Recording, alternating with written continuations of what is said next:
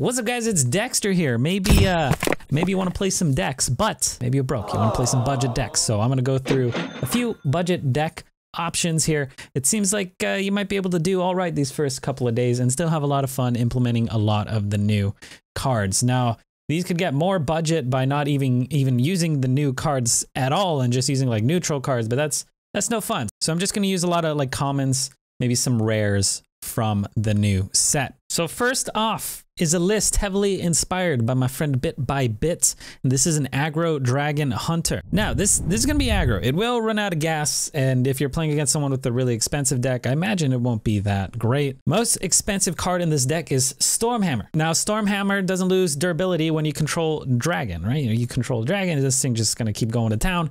This deck is kind of built with that in mind. And so we've got a decent amount of dragons in here. We've got the Primordial Explorer, which is pretty solid and discovers a dragon, so you're getting a lot of value through that. We have Dragon Breeder in here to, you know, get more dragons in our hand. We got the Fairy Dragon, Scale Rider, which benefits off of the dragon. We got the Poachers, which can, you know, they're going to be 4 mana 8/8s hopefully for the first couple days anyway. You got the Fey Wing here, which is another dragon to kind of help synergize with our other cards like Corrosive Breath.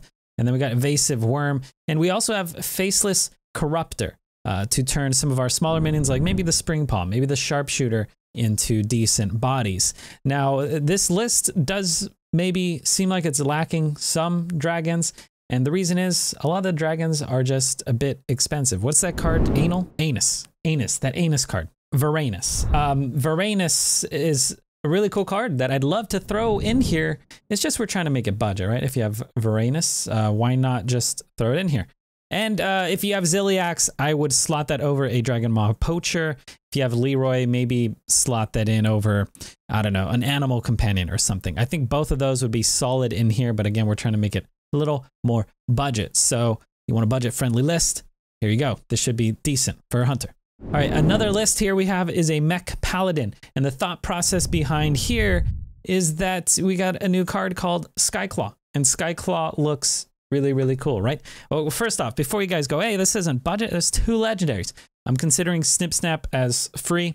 Most people have Snip Snap for free, right? And then Ziliax, yeah, maybe we drop Ziliax for, I don't know, really anything. You can put in a True Silver or Consecration instead. But generally, Ziliax is still something you're gonna see a lot in the meta, and a lot of people already have it, so I just left it slotted in here. It felt a lot more difficult to drop it from this as opposed to the Dragon Hunter we were just looking at. But yeah, we got a lot of mechs here, a lot of mech action.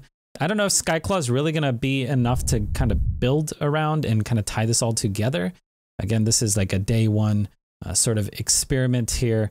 So you'll have a bunch of small dudes, and you use Skyclaw, give them a little more attack, and you'll be able to slap your opponent in the face, which seems quite enjoyable. You know, putting some magnets on your other dudes. We got the Gobo Glide Technician here, which will have 3 mana 4/4 with Rush. It's pretty solid, almost as good as Dragon Maw Poacher, which is a 4 mana 8/8 with Rush, right? And then we got Explodinator, which actually becomes quite a good unit when used with the Skyclaw, or just you can, you know, slap a Ziliax or a Wargear or a Snip Snap on one of those bombs. And it's actually pretty solid. So yeah, there's that. Next up, we got an aggro warrior here. This is from TimmusGG, and it's a Galakrond warrior. Okay, so the Galakrons, they're free. Everyone gets all the Galakrons, but we do have Kronks in here. Kronks is expensive. He's a legendary, and you don't get him for free. But this is probably another card that's worth crafting. I imagine there's going to be Galakron decks, so if there is 1 or 2 cards that you craft, I don't think Kronks is a terrible decision. So maybe you've made Kronks, or maybe you get Kronks and you end up just slotting him in here. I think that's totally fine, right? If you don't have Kronks, I don't know if this deck is just going to fall off in terms of how good it is, but you can drop them for really a ton of different things. Maybe just a Dragon Maw Poacher or something like that might be okay. This is aggro, right? So maybe something like a Leroy would be good too. All right, so we're running a little bit of an Invoke package. Since we have Galakrond here, we have the Awaken, we have the Ritual Chopper, we have the Sound of Ruin, which greatly benefits off of the Invokes, and then we have Devoted Maniac on top of Shield of Galakrond.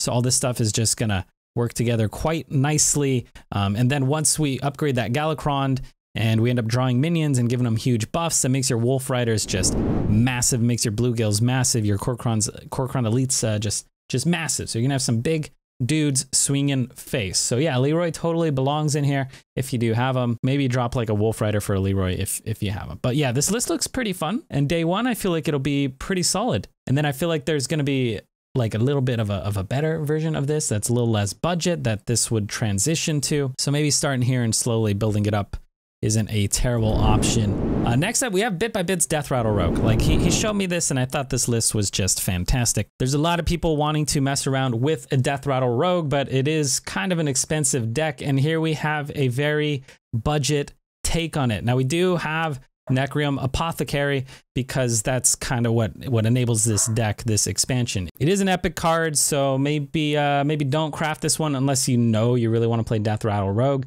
I do think the Apothecary is probably going to be a card that's going to see play until it rotates out, so it's probably a decent investment. But again, still somewhat risky, not knowing what the meta is yet. There's another one that's running Ziliax.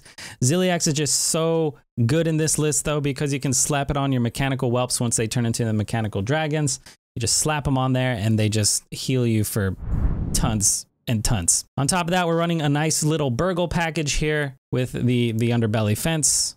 We got the Blink Foxes, the Burglars, we got the Vendettas, and Pharaoh Cat, which, what's it got, like a 33% chance of giving you something from a different class, something like that. And then the Flybooters here as easy activators for your Miscreants, right? So I really like the look of this. I think this is gonna be a good time.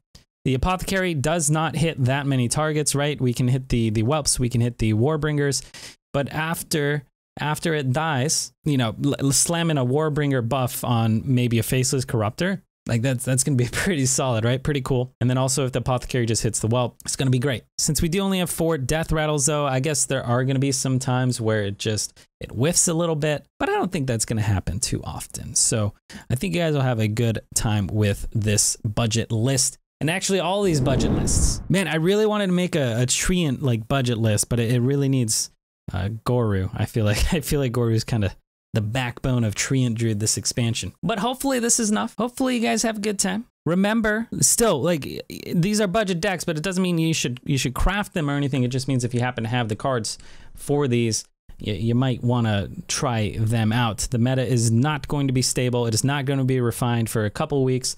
So if you're a broke boy, you got to watch out. If you don't care, you just want to have a good time, you're not going to yell at me for saying to recommend anything. Maybe you don't want budget decks anyways. I don't even know. But I hope you guys enjoyed. Don't forget to like the video if you liked the video. Good luck on ladder. Good luck on day 1 and week 1. Stay hydrated.